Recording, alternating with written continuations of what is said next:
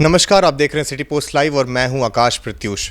मोकामा में कैसे मासूम बच्चों की जान से खिलवाड़ हो रहा है, इस पर बात करने के लिए हमारे साथ हैं मोकामा के जनसुराज के नेता मयंक जी। क्या मैटर है सर?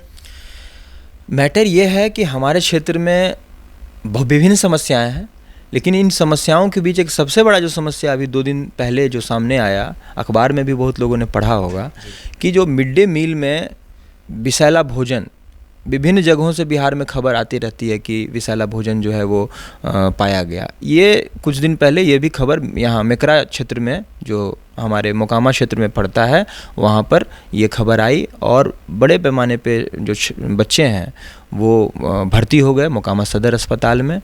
और इस पर कोई कार्रवाई, कोई इस पर सरकार द्वारा संज्ञान नहीं लिया गया और बच्चे जो हैं वो एडमिट हुए। उनको सर में दर्द, उल्टी और विभिन्न तरह की समस्याओं का सामना करना पड़ा। कुछ दिन पहले मैंने उठाया था ये बात। मेकरा से ही थोड़ी दूर पर एक सुल्तानपुर जगह है, वहाँ अभी भी आप जाइएगा तो आपको 2 बजे 3 बजे आंगनवाड़ी केंद्र बंद मिलेगा। बताइए कि कहते हैं कि समस्या हो तब ना, समस्या से भरा हुआ स्पेशली मेरा क्षेत्र है, इसलिए पूरे बिहार में ये सारी समस्याएं हैं। लेकिन मेरे क्षेत्र में क्या है कि मीडिया में बहुत सारी बातें किसी विभिन्न कारणों से नहीं आ पाती हैं, और बच्चों के साथ जब कुछ होता है तो वो बहुत बड़ी बात होनी चाहिए, क्योंकि बच्चे जो हैं हमारे समाज का भविष्य है। कल को वही विभिन्न पदों पर जाएंगे, कल वही व्यापारी बनेंगे, कल वही समाज को एक नया दिशा, देश को और समाज को, बिहार को एक अलग दिशा देंगे। तो ये तो समस्या विषैला भोजन का है ही, प्लस अभी भी आप किसी भी रैंडमली सेलेक्ट कीजिए, किसी भी आंगनबाड़ी, मैं बिहार में बाकी जगह तो गया नहीं हूँ, लेकिन मेरे क्षेत्र में मैं गारंटी कर सकता हूँ कि आप किसी भी क्षेत्र में चले जाइए, किसी भी जगह पे चले जाइए, वहाँ का आंगनबाड़ी केंद्र में जाइए या आप इस सरकारी स्कूल में जाइए, वहाँ पर बच्चों को जो न्यूट्रिशन मिलना चाहिए, एक सरकार द्वारा एक बनाया गया एक डाइट चार्ट है, डाइट प्लान है, गाइडलाइन है, वो गाइडलाइन कहीं भी फॉलो नहीं हो रहा है।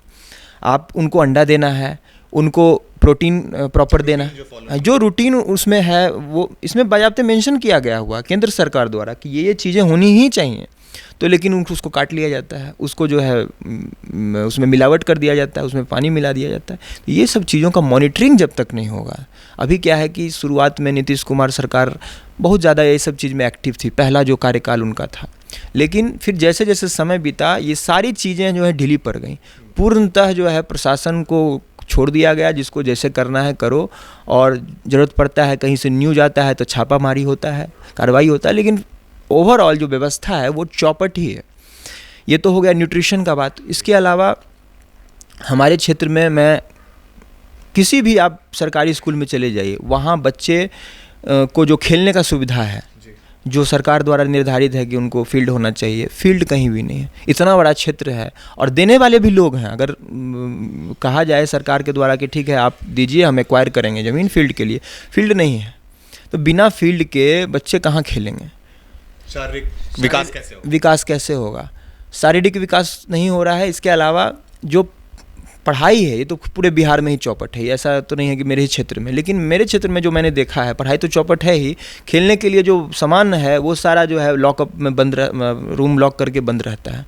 तो ये सब चीज़ें बच्चों को नहीं दी जाएंगी तो सारे बच्चे जो हैं वो प्राइवेट स्कूल की तरफ जाते हैं, और प्राइवेट स्कूल में उनको बहुत ज़्यादा फीस देना पड़ता है। आप कह रहे हैं आपके क्षेत्र में विकास नहीं हो रहा, आपके यहाँ तो फैक्ट्रियाँ लगी हुई हैं बहुत सारी? नहीं लगी हुई थी, और सारी फैक्ट्रियाँ सरकार द्वारा बंद कर दी गई विभिन्न कारणों से, चाहे वो बाटा फैक्ट्री हो, चाहे वो सूता फैक्ट्री हो मोकामा का, चाहे वो मैकडोवेल्स हो, चाहे वो मेरे गांव पंडारक का जो अंबुजा का फैक्ट्री है वो भी बंद है। विभिन्न कारणों से, रंगदारी की वजह से सरकार ने डिसाइड किया कि नहीं। कौन रंगदारी मांगता है? हमारे क्षेत्र के जो छोटे मोटे रंगदार हैं, मैं उनको छोटा मोटा ही कहूँगा, जिनका नाम आप लोग बहुत बड़ा बड़ा लेते हैं, वो सब छोटा मोटा ही रंगदार हैं मेरे सामने, क्योंकि जनता के सामने जो है ऐसे लोगों को परिश्रय बिल्कुल नहीं मिलना चाहिए। हमारे क्षेत्र में विकास अगर करना है तो सरकार को पूर्णतः मैं कहूँगा कि सरकार ने हमारे क्षेत्र को साइडलाइन कर दिया है। चुनकर जो भी आ जाएं विधायक, चुन के जो भी नेता हमारे क्षेत्र से आ जाएं, लेकिन हमारे क्षेत्र की समस्याएं और लोगों के लिए अभी तक किसी ने पुरजोर तरीके से इन चीज़ों को लेकर आवाज़ नहीं उठाई है। सबको बस पॉपुलैरिटी चाहिए, सबको बस फ्री में एडवर्टीजमेंट चाहिए। क्षेत्र की समस्याओं के लिए कोई व्यक्ति, और सरकार ने भी इतना क्रश कर दिया है जनता को भ्रष्टाचार के माध्यम से, और जो अभी लैंड सर्वे चल रहा है, अब लैंड में ऐसा ऐसा कागज़ मांगा जा रहा है जो कि सरकार के पास खुद भी नहीं है। सरकार के पास जो रजिस्टर 2 है उसमें जो कागज़ें उनके पास ऑलरेडी होनी चाहिए वो जनता से मांग रहे हैं। वंशावली तो ठीक है मांग रहे हैं, लेकिन वंशावली तो मांगना चाहिए, लेकिन इसके अलावा बहुत सारी कागज़ें हैं वो सरकार को, खुद सरकार के पास नहीं है। सरकार मांग रही है कि आप हमको पब्लिक से मांग रही है। तो ये किसी भी तरीके से जायज़ नहीं है। किसी भी चीज़ को करने का एक तरीका होता है, तरीका फॉलो नहीं हो रहा है। और ग्राउंड स्टेट पर जाइएगा, लोकल स्तर पर जाइएगा तो वहाँ देखिएगा कि भ्रष्टाचार रैम्पेंट है। इतना ज़्यादा भ्रष्टाचार है कि एक रसीद कटाने के लिए आपको 10,000 15,000 रुपया से कम रसीद नहीं काटता है। तो बताइए, जिस परिवार का साल का ही आमदनी 50-60 हज़ार 70 हज़ार है, एक छोटा सा ज़मीन किसी के पास है, उसका रसीद काटने के लिए उसको अच्छा दे दीजिएगा तो फिर वो भाव खाएगा, उसके बाद भी आपका काम 1 हफ्ते 2 हफ्ते बाद करेगा, टालेगा। अब बताइए, कोई आदमी मजदूरी करता है, कोई आदमी किसी काम में, हर आदमी तो किसी न किसी काम में इन्वॉल्व है, कोई खेती करता है, तो अपना दिन भर का काम छोड़ के वो जाएगा उस चक्कर काटने। और नहीं अगर किया, और अफसर जो है, बाबू जो हैं, वो बैठे हुए हैं एसी रूम में, उनको कोई फ़र्क नहीं पड़ता। जैसे कि उनके दिल में थोड़ा सा भी एक दया नहीं है किसी व्यक्ति के लिए कि ये समस्याएं भी उसके साथ हो सकती हैं। आपके यहाँ शराब का इतना प्रचलन है, पुलिस प्रशासन क्या करती है, कैसा प्रशासन है वहाँ का? देखिए, प्रशासन मेरे क्षेत्र का ऐसा है कि पूरे बिहार में भी मैं देखा हूँ कहीं कहीं शराब वाले केस में कि शराब तो हर जगह मिल रहा है, ये तो सब जान रहा है, शराब हर जगह मिल रहा है। लेकिन इसमें जो वसूली अब चल रही है, अभी तो थोड़ा रूल को ईज़ किया गया कि 2500 रुपया पहली बार पकड़े जाते हैं तो फाइन के रूप में। तो लेकिन बहुत लोग को रूल भी नहीं पता है, क्या रूल आया है। और पुलिस जो है मारपीट किया, कितना देगा, बस। अब किसको पता है कि वो क्या वसूली किया? पुलिस की वसूली चल रही है। वसूली, इतना वसूली है कि पूछिए मत।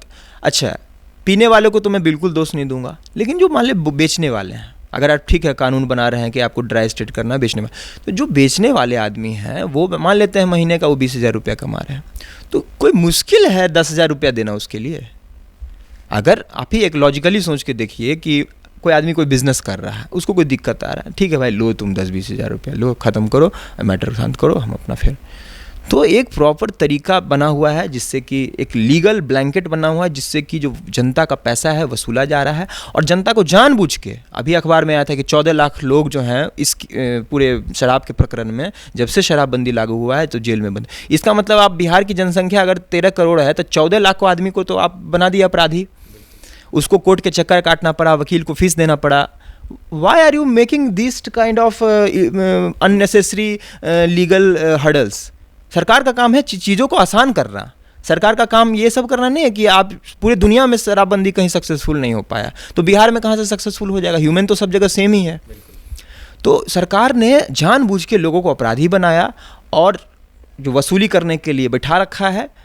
आम आदमी ऐसे ही सोचता है, ओह अच्छा ठीक है, आए हैं दरोगा जी, ठीक है कुछ लेने के लिए आए। एक साइकोलॉजिकली लोग में बन गया है कि कुछ देना ही पड़ेगा, माइंड मेकअप है पहले। हाँ, जैसे पुजारी आते हैं पूजा कराते हैं तो लेते हैं कुछ एक दक्षिणा, तो उनको भी बिना दक्षिणा दिए हुए जो है वो काम नहीं होगा। और अब तो ये समय आ गया है कि दक्षिणा बिना दिए काम भी नहीं होगा। प्लस अगर थोड़ा सा आप आवाज़ ऊंचा किए, मेरे साथ भी हो चुका है, उसका मैं आपके ही चैनल पर इंटरव्यू भी दिया, उसमें आपको किसी न किसी केस में डाल दिया जाएगा। आप नए लड़के हैं, आप जोशीले हैं, कुछ आपने तुम तराम करके बोल दिया तो फिर आपकी खैर नहीं, फिर तो आपको ऐसे ऐसे धारे लगा दिया जाएगा कि प्रशासन अपनी ताकत दिखाएगी, पूरी ताकत दिखाएगी प्रशासन। तो यही सब मुद्दों को मैं उठाता हूँ बीच बीच में। अस्पताल के क्या हालात हैं वहाँ पे? अस्पताल अभी भी आप जाइए, मेकरा जिसमें कांड हुआ है, ये बच्चों के साथ जहरीला खाना वाला, मिड डे मील वाला खाना, वो आप मेकरा में ही जाइए, 5 बजे के बाद आप जाइएगा तो आपको अस्पताल बंद मिलेगा। समस्याएं इतनी ज़्यादा हैं कि अब उसकी कितनी समस्याओं के बारे में मैं बताऊं, समस्या ही समस्या है। 5 बजे के बाद जाइएगा वो बंद मिलेगा ताला। तब बताइए, आदमी अगर एक्सीडेंट हो गया तो कहाँ जाएगा? एक छोटा मोटा कट हो गया, कुछ हो गया, कहाँ जाएगा? सीधे आप वहाँ से, जो मोकामा क्षेत्र मेरा पड़ता है, ये बढ़िया के बॉर्डर से शुरू होता है और ये रैली तक जाता है। ये लगभग स्ट्रेच है 30 किलोमीटर के लगभग का, 35 किलोमीटर का स्ट्रेच है। इस 35 किलोमीटर में अगर कोई आदमी का माथा फूट गया, कुछ हो गया, तो सीधे उसको बाढ़ जाना पड़ेगा। तो बीच में कोई सर्विस क्यों नहीं है? इन चीज़ों के बारे में, अच्छा जो सर्विस सरकारी बनाया हुआ है वो बंद मिलता है आपको। सरकार का कोई ध्यान नहीं है, प्रशासन का कोई ध्यान नहीं है। और इस पर आवाज़ उठाने वाले लोगों के साथ वही होगा जो मेरे साथ हुआ। 37 जेल में धाराएं लगेंगी, बहुत सारी धाराएं लग जाएंगी। और अब मुझे पढ़ना पड़ा, BNSS पढ़ना पड़ा, उसकी वजह से CRPC पढ़ना, कानून पढ़ना पड़ा कि क्या लगाया गया है। मैंने कुछ ऐसा कर दिया, थाना में जाके ऐसा कर दिया कि जिसके लिए मुझे ये सब धारा जो है लगाया गया, यही सब है। तो आप सुन रहे थे मयंक जी को, जनसुराज के प्रतिनिधि मोकामा से। मोकामा की स्थिति बहुत ही दयनीय है। पुलिस प्रशासन कोई काम नहीं कर रही है, सरकार का कोई ध्यान नहीं है। तो आगे की खबरों के लिए देखते रहिए सिटी पोस्ट लाइव। धन्यवाद।